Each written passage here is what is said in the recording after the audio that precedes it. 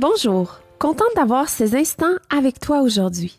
Mon nom est Mylène Kéry et ensemble, nous allons lire notre évangile du jour. Aujourd'hui, nous lisons dans Romains 10, verset 13.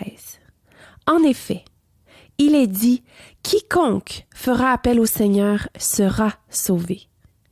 Il est écrit « Quiconque ». Dieu est impartial. Le salut est pour tous et tout le monde est égal à ses yeux.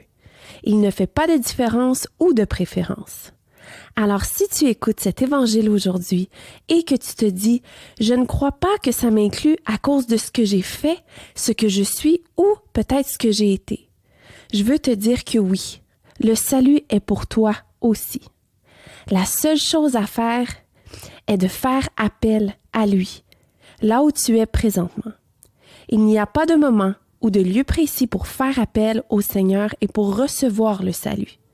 Tu peux être à la maison, dans ta voiture, au travail, à l'église, peu importe.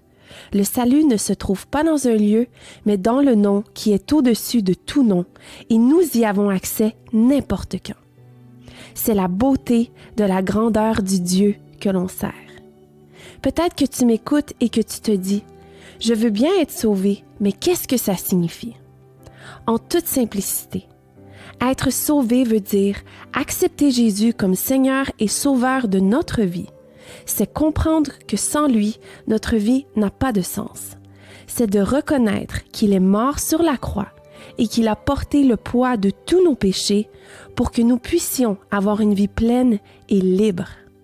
C'est lui donner le volant de notre vie pour qu'il puisse en être le conducteur et avoir la certitude que même après la vie sur cette terre, nous serons avec lui pour l'éternité. Si tu veux recevoir le salut de Dieu, je veux t'inviter à faire cette simple prière avec moi. Seigneur Jésus, je reconnais que je ne suis rien sans toi. Je reconnais que je suis pécheur et que tu as payé l'ultime prix afin que je puisse avoir la vie éternelle. Je comprends aujourd'hui que tu dois devenir le seul Seigneur de ma vie. Je veux vivre pour toi. Je te donne ma vie complètement et entièrement. Amen. Et je vous laisse avec cette citation de Blaise Pascal qui dit « Il y a dans le cœur de l'homme un vide en forme de Dieu que rien de ce qui a été créé ne peut remplir, mais seulement le Créateur qui s'est fait connaître par Jésus. »